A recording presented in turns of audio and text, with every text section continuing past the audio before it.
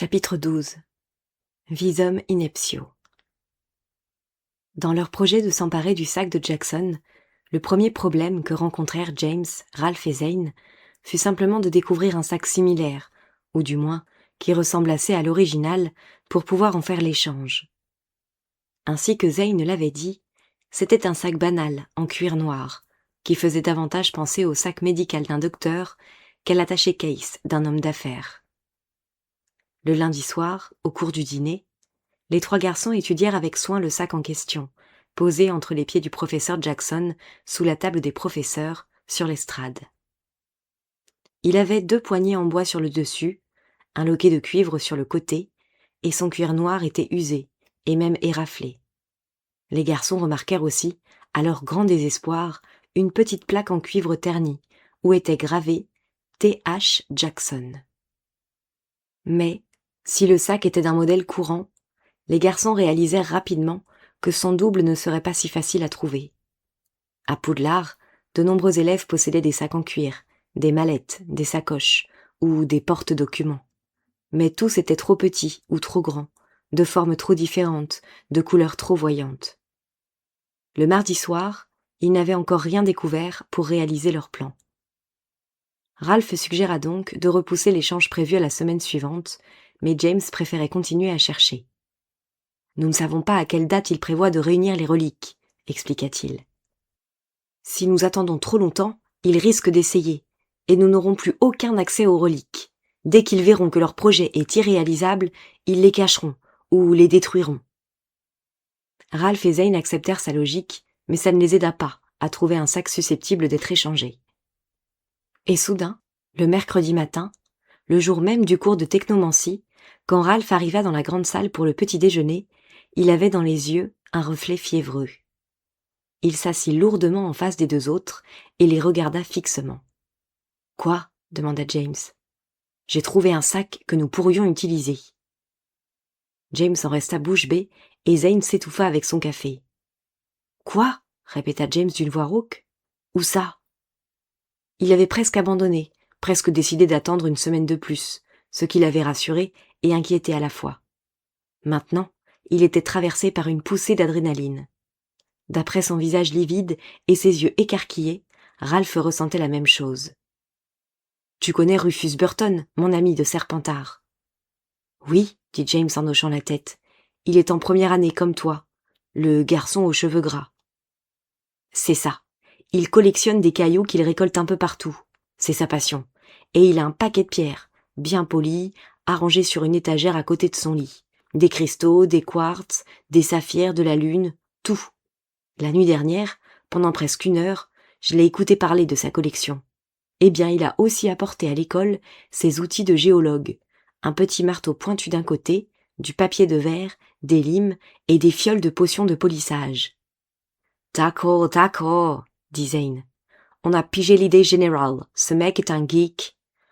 Ça me scie d'aimer les cailloux, mais je ne vois pas en quoi ça nous aide. » Rufus, continua Ralph sans se troubler, trimballe toujours ses outils avec lui, au cas où il trouverait une nouvelle pierre.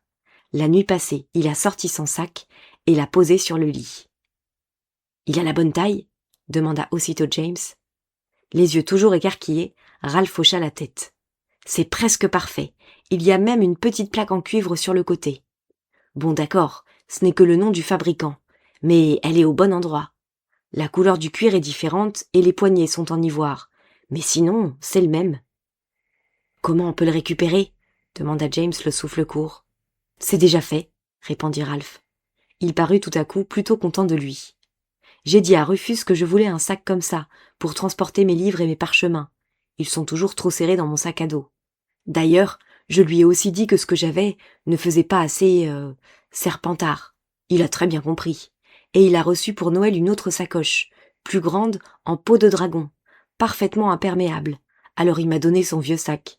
Il l'avait mis sur son lit, pour changer ses outils de place. » Ralph était tellement excité qu'il en bafouillait presque. « Il t'a juste donné son vieux sac comme ça ?» s'enquit Zane incrédule. « Oui, j'avoue ça m'a flanqué un choc. En fait, c'est peut-être un peu trop, je sais pas. C'est louche, » dit Zane les sourcils froncés. « Une coïncidence pareille ?» Mais James avait retrouvé toute sa détermination. Et il est où ce sac maintenant ? Ralph le regarda interloqué. Je l'ai amené en montant et caché dans un de mes placards sous l'oreiller. Je ne voulais pas qu'on me voie avec, au cas où. Excellente initiative. Allez, viens, dit James en se levant. Tu vas vraiment essayer aujourd'hui ? Demanda Ralph, qui suivit les deux autres à contre-cœur. Je croyais qu'on devait attendre la semaine prochaine. Non, c'était seulement quand on n'avait pas le choix. On a toujours le choix, marmonna Ralph. On n'est pas obligé de faire ça. Un de nous peut se cacher sous la cape d'invisibilité et faire l'échange quand Jackson ne regarde pas. Zane secoua la tête. Sûrement pas. Ce serait trop juste. Et Jackson risque de nous rentrer dedans par hasard. Le plan est la seule option valable. Écoute, dit James. Je pense que nous devons le faire. Si vraiment il existe quelque chose comme le destin, c'est quand même une drôle de coïncidence que Ralph ait trouvé ce sac la nuit même où on en avait besoin. C'est une opportunité qu'on ne peut pas manquer. Ce serait comme cracher à la figure du destin. Ralph cligna des yeux, comme s'il cherchait à visualiser cette image, et Zane prit un air intense. « Ça me paraît évident, » dit-il. « Vous êtes avec moi tous les deux ?» demanda James. Les deux autres hochèrent la tête. Le sac de Ralph était toujours dans le placard, sous l'escalier principal, et il ressemblait vraiment à celui de Jackson, comme Ralph l'avait dit. Il était d'un rouge sombre, encore plus éraflé d'avoir été transbahuté dans la poussière et les rochers, mais il avait exactement la même forme, la même taille et la même petite plaque de cuivre sous le loquet. À l'intérieur, Ralph avait déjà emballé sa cape de soirée, et quand James ouvrit pour vérifier, le tissu plié ressemblait presque exactement à ce qu'il avait vu un jour quand le sac de Franklin s'était ouvert durant le cours de technomancie. « Il faut qu'on l'emmène dans la salle de bain des garçons, à l'étage, » dit James en se dirigeant vers l'escalier, suivi par les deux autres garçons. « Elle est au bout du couloir, pas loin de la classe de Jackson. Tu as besoin de quoi au juste, Zane ? » « Il me faut simplement ma baguette et mes notes, » répondit Zane.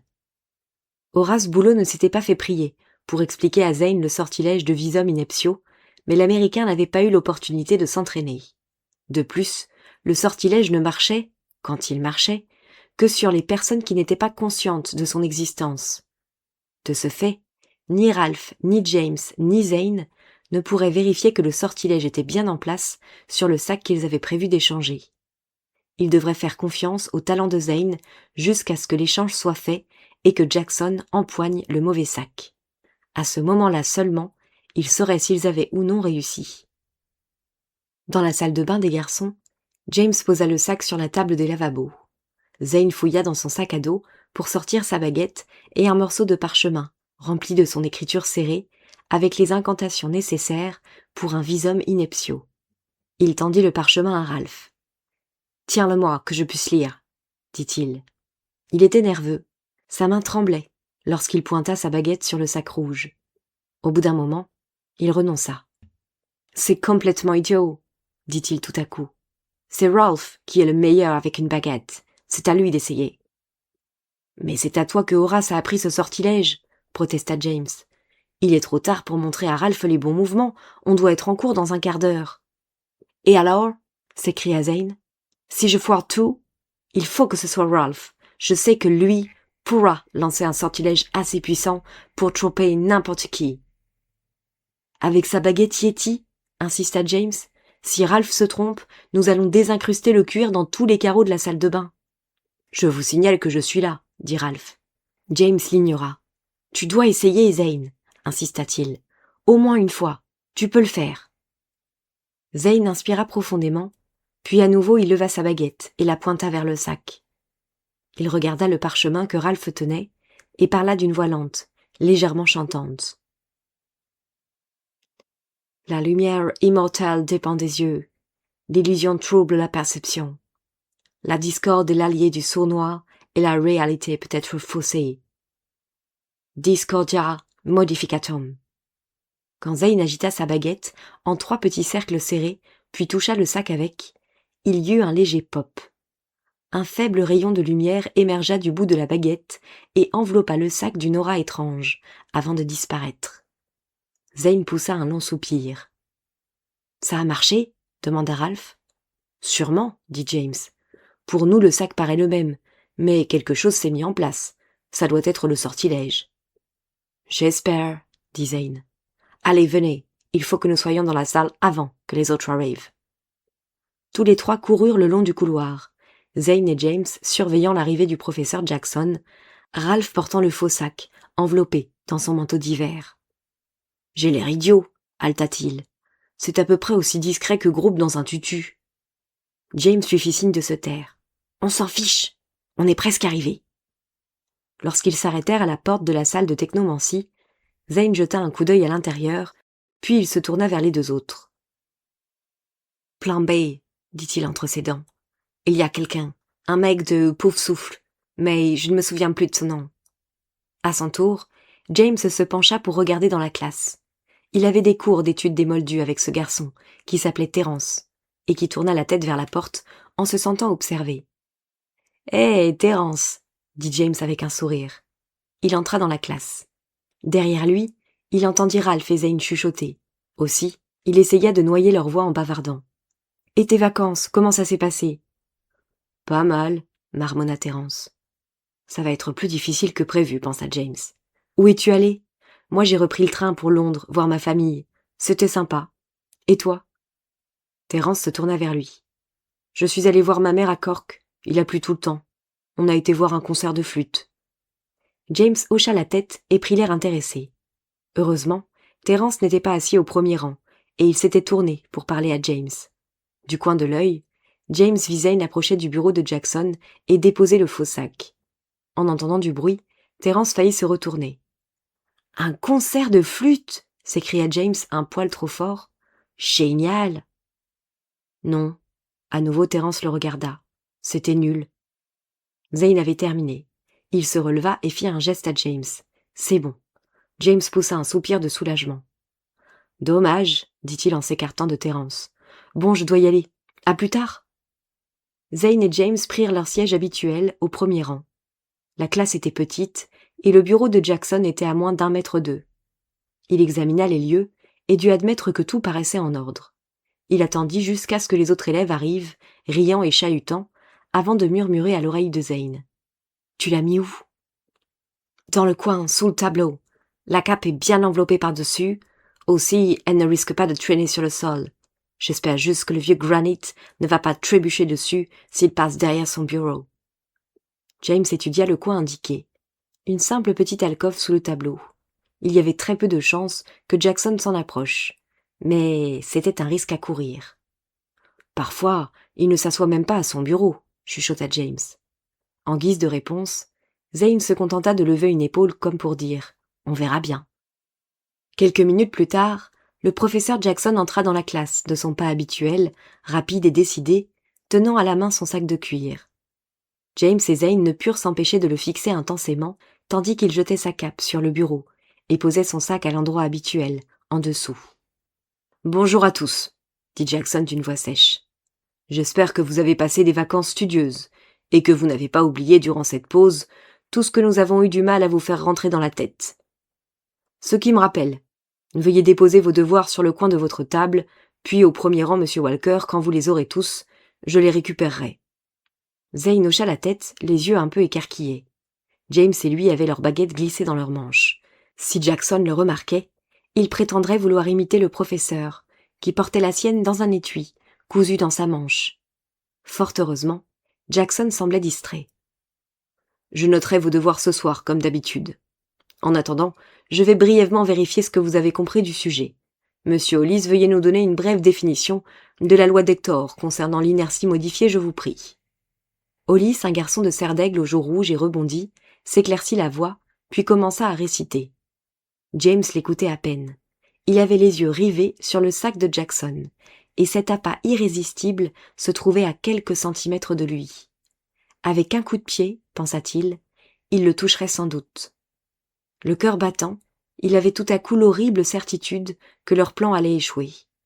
Ça avait été inconscient de leur part, d'imaginer qu'ils pourraient réussir un tour pareil sous le nez proéminent du professeur Jackson. Et pourtant, James savait bien qu'il devait essayer. Il était tellement anxieux qu'il en avait mal au cœur. Jackson commença à arpenter la classe. « C'est trop verbeux, monsieur Hollis, mais cependant exact. Miss Morgenstern, pourriez-vous élaborer cette définition par rapport au transfert d'inertie entre les objets de différentes densités ? Eh bien, répondit Petra, les objets de densités différentes ne répondent pas de la même façon à l'inertie, en fonction de la disparité de leurs atomes. Une balle d'acier sera lancée dans une direction précise, et disons, un marshmallow explosera. Admettons, dit Jackson. Et que nous indique la règle technomantique à ce sujet ? Miss Goyle. Qu'un maléfice d'entrave assorti au sortilège de transfert d'inertie maintiendra intacts les objets de basse densité, professeur. De plus, ça ajoute le bénéfice d'une vitesse et une distance plus importantes. De ce fait, même un objet de basse densité pourrait dépasser la balle d'acier de Miss Morgenstern. C'est exact, Miss Goyle, mais pas forcément bénéfique, corrigea Jackson avec un sourire sans humour. Une plume même tirée d'un canon ne provoquera aucun dégât. Les élèves émirent quelques rires. Jackson commençait juste le second tour de la pièce quand Ralph apparut à la porte. « Excusez-moi, dit-il d'une voix curieusement déformée. Bien entendu, tout le monde se tourna vers lui, sauf Zane et Ralph. « Je suis désolé, j'ai le nez qui coule. » Et c'était la vérité. Le nez de Ralph dégoulinait de sang avec un débit effrayant. Il avait la main collée sur le visage. Il y eut plusieurs cris parmi les élèves, quelques-uns amusés, d'autres dégoûtés. Zane ne perdit pas une seconde. Dès qu'il entendit Ralph et vit Jackson tourner la tête, il sortit sa baguette de sa manche. « Wingardium Leviosa » murmura-t-il doucement, mais aussi nettement que possible.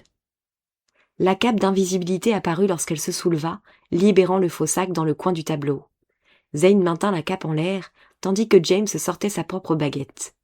Derrière eux, les deux garçons entendirent Jackson parler à Ralph. « Seigneur, mon garçon, ne bougez pas. »« Je suis désolé, » bafouilla Ralph. « Je voulais prendre des cachets pour la toux et j'ai avalé un dougat des frères Weasley. Est-ce que je dois aller à l'infirmerie ?» James pointa sa baguette sur le faux sac et murmura à son tour le sortilège de lévitation. Le sac était bien plus lourd que tout ce que James avait fait léviter jusqu'ici. De plus, même en temps ordinaire, il n'était pas très doué pour ça. Le sac remua un peu sur le sol, et James halta, le souffle coupé. Derrière lui, les élèves riaient et se moquaient de Ralph. « Non, bien sûr, pas besoin d'aller à l'infirmerie, » répondit Jackson mécontent. « Ne bouge pas et enlève tes doigts. » Ralph vacillait comme s'il allait s'évanouir. « Et si je suis hémophile » hurla-t-il. Une idée de Zane. « Tu n'es pas hémophile » gronda Jackson. « Arrête de faire le pitre et ne bouge pas. » James agita sa baguette en essayant de mettre le vrai sac à la place du faux. Il était absolument vital qu'il réussisse cet échange très vite et cache le sac de Jackson sous la cape d'invisibilité que Zane soulevait toujours. Mais le vrai sac semblait collé au pied du bureau. Il se concentra intensément. Le sac finit par se soulever, emportant le bureau avec lui. Il grimaça et baissa sa baguette. Meubles et sacs retombèrent sur le sol. Personne ne sembla le remarquer. Zane le regardait inquiet. James secoua la tête effondré. Dans une tentative désespérée, Zane voulut déplacer la cape d'invisibilité sur le vrai sac, là où il était encore, sous le bureau. Malheureusement, la cape se montra elle aussi contrariante et s'accrocha à un piton près du tableau. Ça allait de mal en pire. Si quelqu'un se retournait maintenant, les deux garçons n'auraient aucun moyen de se justifier. James ne put s'empêcher de vérifier ce qui se passait, à la porte. Le nez de Ralph saignait toujours, et Jackson était accroupi devant lui. Une main sur son bras, il essayait de décoller les doigts de Ralph de son nez sanguinolent, tout en préparant de l'autre sa baguette d'Icori. Les élèves les surveillaient de plus en plus intéressés par la scène. « Mais enfin, mon garçon, tu mets du sang partout !» s'exclama Jackson. « Pour la dernière fois, enlève ta main !» En agitant sa baguette comme un maniaque, James tenta de libérer le vrai sac. Il transpirait si fort que ses mains étaient moites.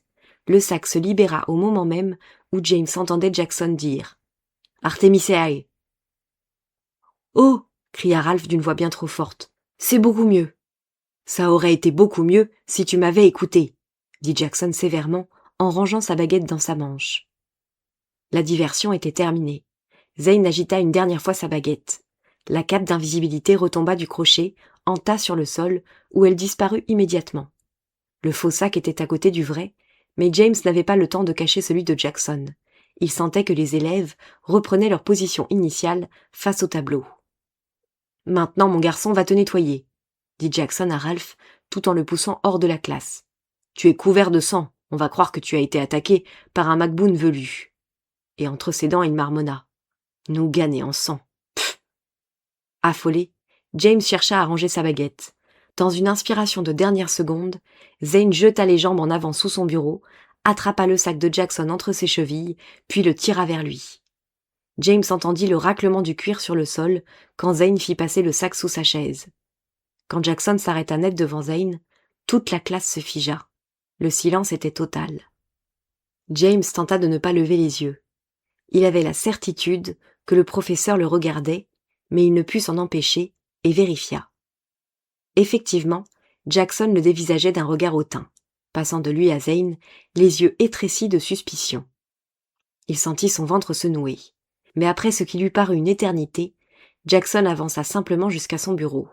« Franchement, » dit-il en s'adressant à l'ensemble des élèves, « je n'arrive pas à croire qu'on puisse se mettre dans un tel état pour faire sauter un cours.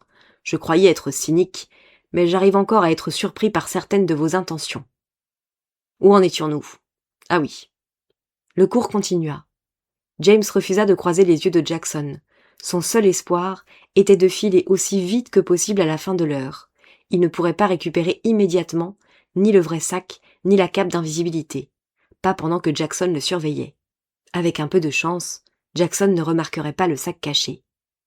Évidemment, tout dépendait du sort de visum ineptio que Zane avait jeté. Inquiet, James regarda une fois de plus le faux sac posé près du bureau, presque à l'endroit où le vrai s'était trouvé. Pour lui, il paraissait complètement différent, avec son cuir rouge et noir, sa plaque de cuivre qui indiquait « Bagage Hiram, chemin de traverse, Londres », au lieu de « T.H. Jackson ». Il était évident que le professeur avait senti quelque chose. Mais si le sortilège fonctionnait, Zane et lui avaient encore une petite chance de s'en tirer. Une fois le cours terminé, il fit un bond pour se lever et poussa Zane devant lui. L'Américain lui jeta un regard consterné, puis indiqua sa chaise du menton. James le poussa à nouveau et secoua la tête. Les autres élèves sortaient aussi, et leur masse bloquait les deux garçons, le premier rang étant à l'opposé de la porte. James ne voulait pas se retourner. Dès que la foule se dissipa, James et Zane se précipitèrent vers la sortie. Une fois dans le couloir, ils se mirent presque à courir. « Qu'est-ce que nous allons faire ?» chuchota Zane d'une voix affolée. « Nous reviendrons tout à l'heure. » Peut-être ne verra-t-il rien. Quand nous sommes partis, il rangeait encore les devoirs. Si nous attendons un peu, nous pourrons... « Monsieur Potter !» aboya une voix autoritaire derrière eux. « Monsieur Walker !» Les deux garçons se figèrent, puis se retournèrent très lentement. Le professeur Jackson était à la porte de la salle de technomancie, les yeux fixés sur eux. « Il semble que vous ayez oublié quelque chose dans ma classe. Revenez ici. » Aucun des deux ne répondit. D'un pas lent, ils refirent le chemin en sens inverse. Jackson avait disparu. Il les attendait, assis derrière son bureau quand ils entrèrent tête basse.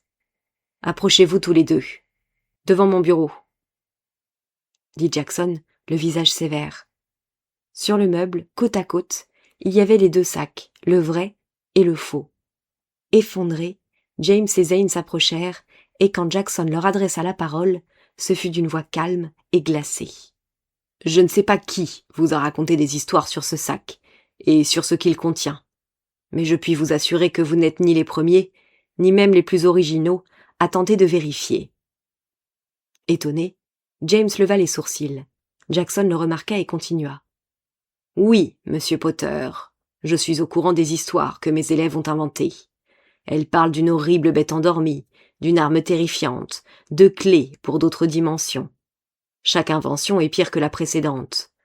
Laissez-moi vous assurer, mes petits amis trop curieux. » Tout en parlant, Jackson se pencha en avant, le nez à moins de quelques centimètres des deux garçons, que ce que je garde dans mon sac est bien pire que tout ce que vous pouvez imaginer. Ce n'est pas une plaisanterie, et je ne vous menace pas à la légère. Si vous essayez une fois encore de toucher à mes affaires, je peux vous certifier que vous le regretterez. Ai-je été assez clair ?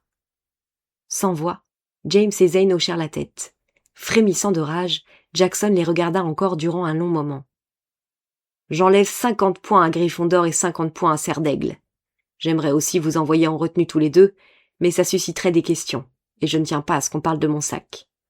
À partir de maintenant, mes jeunes amis, si je vous vois simplement le regarder, je rendrai votre vie extrêmement intéressante. Veuillez ne pas l'oublier. Et maintenant reprenez votre pathétique petit sac et disparaissez. » Avec un geste dédaigneux, Jackson repoussa son propre sac vers eux, gardant le faux devant lui. Il serra même ses 2 mains sur les poignées d'ivoire. Les 2 garçons regardèrent fixement la plaque qui indiquait Bagage Hiram, chemin de traverse Londres, renvoyait un éclat de lumière, tandis que le professeur faisait le tour du bureau. Ni James ni Zane n'osaient toucher au sac noir qui restait sur la table.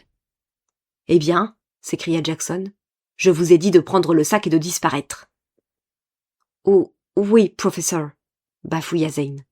Il attrapa la poignée de bois pour soulever le sac noir. Puis, James et lui traversèrent la salle et s'enfuirent en courant. 3 couloirs plus loin, ils s'arrêtèrent, le souffle coupé. Ils étaient dans un endroit désert. Aussi, ils regardèrent le sac, que le professeur avait insisté pour leur donner. Il n'y avait aucun doute, c'était le bon sac, celui en cuir noir, avec la plaque de cuivre qui indiquait T.H. Jackson. James commençait à réaliser qu'ils avaient réussi. Ils avaient récupéré la robe de Merlin. « C'est le sortilège de Visum Ineptio » halta Zane en regardant James. « C'est obligé. Jackson savait que nous manigancions quelque chose, mais il n'a pas pensé à ça. » James était encore sidéré. « Je n'arrive pas à y croire. Il avait les 2 sacs devant lui côte à côte. »« En fait, c'est très simple, » dit Zane en gesticulant. « Jackson a cru que nous voulions échanger des sacs, mais il n'a pas compris que c'était déjà fait. Il a trouvé un des sacs sous ma chaise, et il a cru que c'était le faux. Donc quelque part, le Visum Ineptio a marché sur les 2 sacs. Je ne comprends pas trop pourquoi, mais il a vu ce qu'il voulait voir. Et pour que l'illusion fonctionne, il fallait bien que le vrai sac semble être le faux. » James commençait à comprendre. « Bien sûr, l'illusion ne marcherait pas dans le cas contraire. C'est génial !» s'exclama-t-il en tapant Zane dans le dos. « Tu as été brillant, tu sais. Dire que tu doutais de toi. » Pour une fois, Zane resta modeste. Il se contenta de sourire. « Allez, viens, » dit-il à James. « On va retrouver Ralph et vérifier que tout va bien pour lui. Tu ne crois pas qu'on a dosé la dose avec 2 nougats nés en sang ? C'est toi qui as prétendu qu'il nous fallait une diversion. » James fourra le sac de Jackson sous sa robe en le serrant sous son bras, et les 2 garçons partirent en courant à la recherche de Ralph. Ils s'arrêtèrent d'abord, récupérer la cape d'invisibilité, toujours par terre, dans la salle vide de technomancie. 5 minutes plus tard, les 3 garçons arrivèrent dans la salle commune de Gryffondor et se précipitèrent pour cacher le sac de Jackson avant de se rendre à leur cours suivant. James le déposa tout au fond de sa malle, puis Zane sortit sa baguette. « Je viens d'apprendre un nouveau sortilège de Jennifer, » dit-il. « C'est une sorte de verrou magique. »« Attends, » dit James, l'arrêtant avant qu'il puisse agir. « Et si je ne peux plus ouvrir ma malle ?»« Oh, c'est vrai, je n'avais pas pensé à ça. En fait, c'est le contre-sortilège de Alohomora, et je ne crois pas que ça empêche le propriétaire officiel d'ouvrir ses affaires. Juste les autres d'y toucher. En général, les sortilèges sont plus intelligents. »« Essaye ici, » dit Ralph qui traversa la pièce et montra la fenêtre. « Elle est fermée. Si elle ne s'ouvre pas, tant pis. On gèle dehors. » Zane haussa les épaules, pointa sa baguette sur la fenêtre et cria « Con la porta !» Il y eut un claquement sec. « D'accord, ça marche, » observa Ralph. « Maintenant, essaye de la rouvrir. » Zane, la baguette toujours tendue, dit « Alohomora !» Le verrou émit un son musical, mais demeura bloqué. Zane rangea sa baguette et dit à James « À ton tour. Après tout, c'est ta fenêtre. » Quand James utilisa le même sortilège, le verrou s'ouvrit bruyamment et la fenêtre aussi. « Tu vois, » dit Zane avec un grand sourire. « La magie, c'est génial. Je parie que le vieux Granit pourrait nous expliquer comment ça marche. Mais je ne pense pas lui poser la question de sitôt. À mon avis, il vaut mieux qu'on se fasse oublier. » James referma donc sa malle, avec le sac de Jackson à l'intérieur, puis il jeta le sortilège du verrou. Alors que les 3 garçons redescendaient pour le cours suivant, Ralph demanda « Pourquoi personne n'a remarqué que Jackson portait un sac différent ? Et si quelqu'un lui pose la question ?»« Non, ça n'arrivera pas, Ralphinator, » assura Zane très confiant. « Granit porte ce sac depuis assez longtemps pour que tout le monde s'attende à le voir avec. Donc, le sortilège marchera aussi sur eux. Nous sommes les seuls à voir autre chose parce que nous sommes les seuls à savoir la vérité. » Ralph paraissait toujours inquiet. Et est-ce que le sortilège s'affaiblit avec le temps? Ou bien va-t-il marcher aussi longtemps que personne ne posera de questions? Ni James ni Zane n'en avaient la moindre idée. On verra bien, dit James. Espérons que ça durera le plus longtemps possible.